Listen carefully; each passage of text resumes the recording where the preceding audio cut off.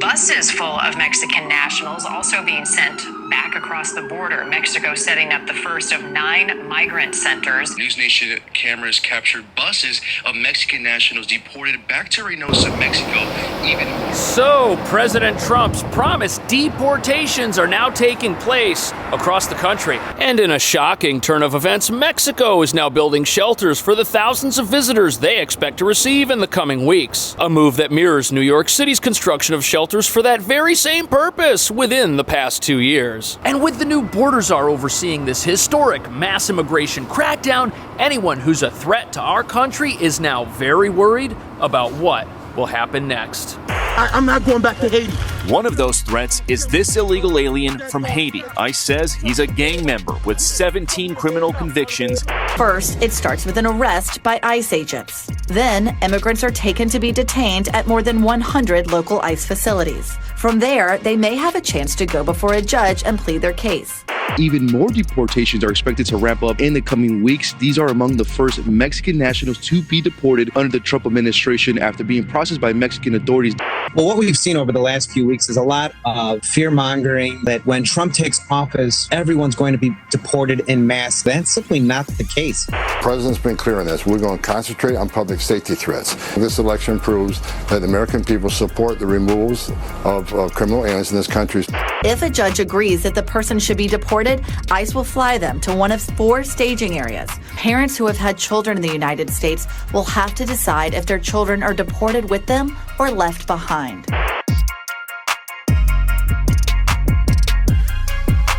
So ICE agents are on the move, arresting hundreds of people in sanctuary cities, including New York. And what none of the activist leaders running our sanctuary cities will admit is that if we don't deport the gang members and criminals from our country, it's just going to become more dangerous for law-abiding immigrants. Something nobody in their right mind would ever be in favor of. However, right now, the Open Borders crowd is advocating for a halt to this new immigration crackdown, which would be bad news for New York City, which has seen over 200,000 immigrant arrivals, many of whom did not come here to be criminals, but who are now being targeted by criminals who've entered our country fraudulently posing as asylum seekers. Like Venezuela's Tren de Aragua gang, these guys are experts in human exploitation, and they've been preying upon other asylum seekers and immigrants all across New York City since this crisis began. But that's not all here in New York City. Looting and theft ravage small businesses in middle-class neighborhoods like Jackson Heights, Queens, where the streets are overrun by vendors and merchants selling items that still have the security tags on them from stores like Home Depot. On top of that, the person selling those items, they may not be on the streets selling stolen things just because they want to, but rather because criminals have told them that they better earn money to pay off debts to the cartels and gangs that helped them cross the border in the first place. And that brings us to the real reason why deportations targeting criminals are getting so much pushback from the very cities harboring them. These crackdowns are going to work. But as they work and the streets of these dangerous sanctuary cities get cleaned up, those in favor of how America's last president handled immigration will lose what little grip they have left on power. Power they derive from frightening immigrant communities across America, making the law-abiding who are legal U.S. residents think the new president is out to get them. When, as you're about to see, this crackdown is focused on the gang members and criminals, making America worse for everybody.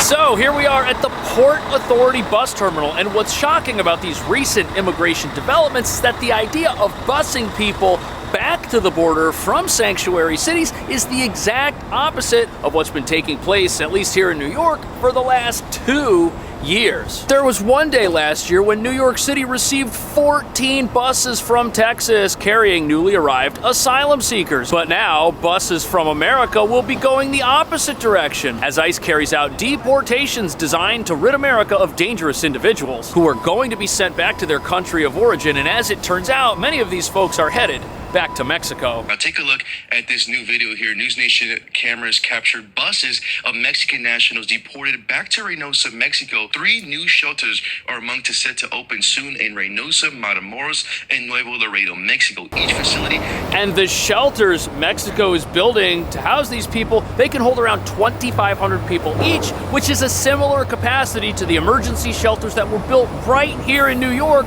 within the last year. And what this must mean is that Mexico is expecting a historic number of people to be repatriated. Otherwise, why would they be copying New York City by building the exact same types of shelters that we built here when the asylum crisis first began? And the crazy thing about this is if these shelters can hold thousands of people and President Trump's deportation efforts focus on criminals and gang members, that means the vast majority of people in these new shelters in Mexico will be some of the most dangerous people you can find anywhere in America. People who may in fact have been living at New York City's notoriously dangerous Randall's Island shelter. Look at this place. It's a massive tent-like facility. Every time I went there to film, there were always police present, but now it's being shut down. And although this shelter was a verified refuge for gang members, once those gang members get apprehended, they're going to be living in another shelter just like it, only in another part of the world. First, it starts with an arrest by ICE agents. Then, immigrants are taken to be detained at more than 100 local ICE facilities. From there, they may have a chance to go before a judge and plead their case.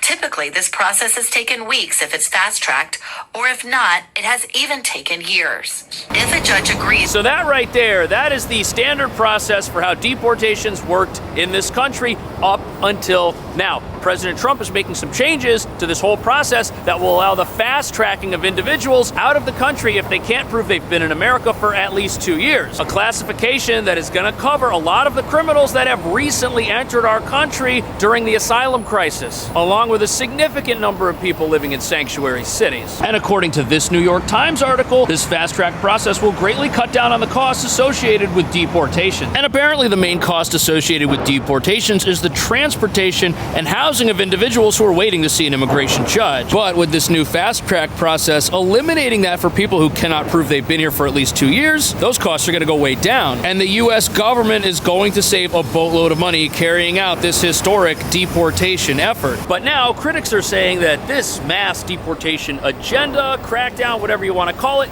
they're saying it's not possible to deport millions of people from this country. But if that's true, why are other countries building shelters that can house so many people so quickly? And how many people were deported under the last presidential administration? There are between 15 to 20 guards on board, and everyone is shackled, except for children and parents traveling with kids. In the last year, ICE was able to remove over 270,000 migrants, many of those on planes just like this. Wow, so over the past year, a presidential administration with very different goals from the current administration, even they were able to deport over 250,000 people. Which proves that the new president's deportation plans are possible, even if ICE is forced to do it with one hand tied behind their back. And if ICE needs more resources, well, there are plenty of empty buses lying around New York City. Extra available transportation is plentiful here, and it's not going to be hard for the next administration to procure. And clearly, America has the resources at its disposal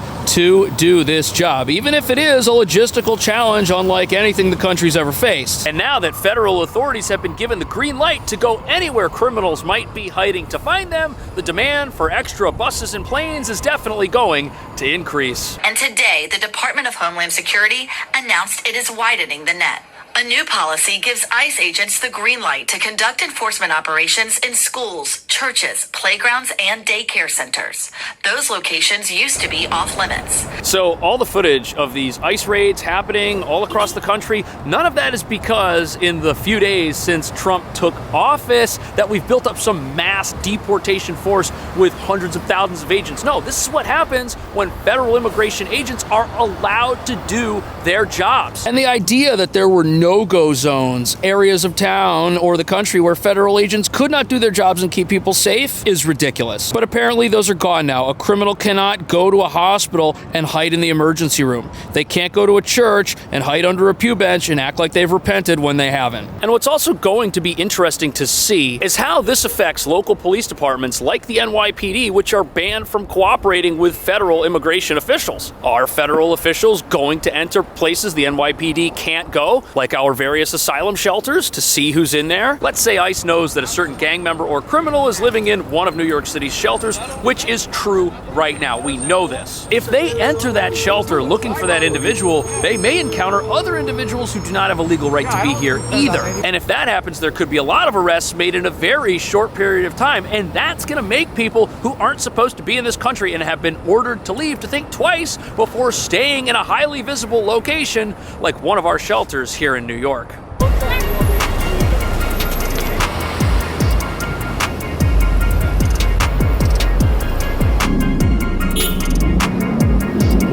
So behind me right here, this is the Row Hotel. It's one of the city's shelters for asylum seekers. It's supposed to be for families, but as we've been learning, gang members have figured out how to work their way into places just like this. But this is a highly visible 1,000-room facility in the middle of Midtown Manhattan. ICE is going to have an eye on places like this, and they may find out that certain people that they're looking for are residing inside. And that's a situation local progressives are really upset about. The president's been clear on this. We're going to concentrate on public safety threats. This election proves that the American people support the removals of criminal aliens in this country. Border czar Tom Homan says migrants who commit crimes will be deported, but Mayor Adams wants New York City's thriving immigrant community to know that. So the effect of New York trying to remain a sanctuary city in the face of all of these immigration changes and this mass crackdown is going to be that more people get deported from New York, not less. And that's because the NYPD are not going to be around to help when ICE needs to go looking for somebody. They're going to tell ICE to do it on their own time. But what that means is if ICE enters a facility like this or comes here, they're going to encounter people who aren't on their list. In fact, they'll probably encounter people here who are otherwise law-abiding, except for the fact that they don't have the legal right to be here anymore and have been ordered to leave. And the border czar's made it pretty clear that anybody they find who's here in an unlawful capacity will be arrested. It's just that he's not specifically looking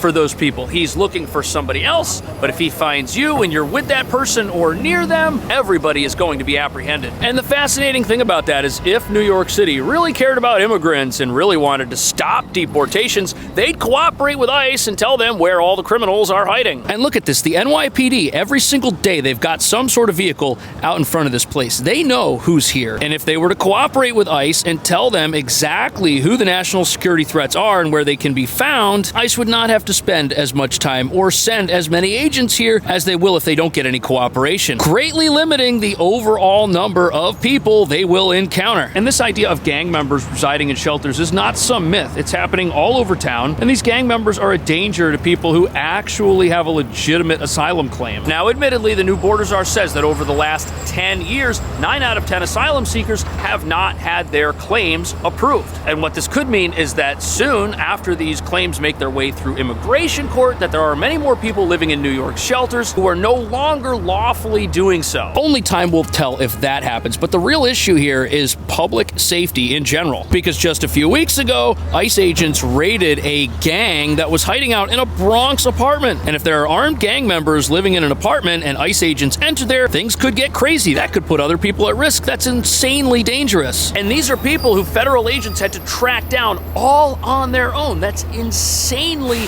unsafe for everybody, especially the residents of that apartment. Yet, right now, we're witnessing something very fascinating. And that would be the propaganda that is being put forth by supposedly pro-immigrant advocacy groups about how Donald Trump's plans are fake and how he actually just wants to round up everybody who wasn't born in America. And even though to most of America that sounds absolutely ridiculous, in progressive places like New York, you've got some people who actually believe this stuff and think permanent residents are going to get deported. But immigrants are still scared.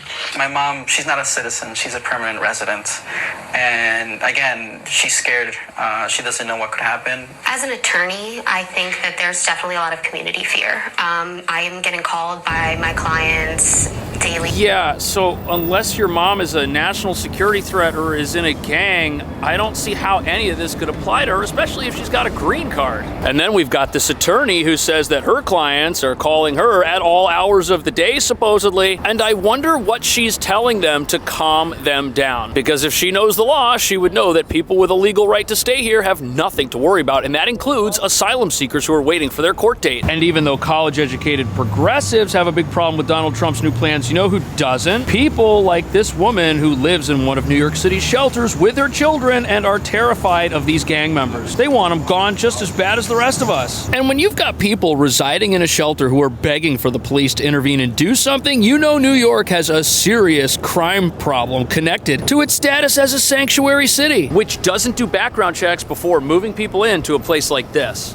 Fear-mongering and gaslighting in the communities as organizations, directly or indirectly at the behest of the mayor, have basically been warning people that when Trump takes office, everyone's going to be deported en masse, that if you are jaywalking or going to church or dropping your kids off at school, that you're going to be deported. That's simply not the case. So this is happening in Chicago, but if you've paid attention to any of the recent protests taking place here in New York, it's the same thing. You've got these quote-unquote activists who say that they're out to protect immigrants, but they're riling people up for absolutely no reason. In fact, all of these crackdowns are going to be a great thing for sanctuary cities because you've got these gangs that are taking advantage of people, making them sell stuff on the side of the street, making them go into CVS and steal stuff, making them, in some cases, ride around on mopeds and commit these snatch and grab robberies. You know what the gang members are telling people? They meet people in these shelters and they tell them, hey, we know your family back home in Venezuela. If you don't join us, you're going to be an outsider. Something might happen to you and something might happen to them. A lot of these people are being enlisted and sucked into the criminal underworld even when they came here without the intention of having anything to do with a life of crime. What do you think about that? Are these crackdowns a good thing for law-abiding immigrants like permanent residents who have nothing to fear from deportation? Let me know. Thank you so much for watching. I'll see you in the next video.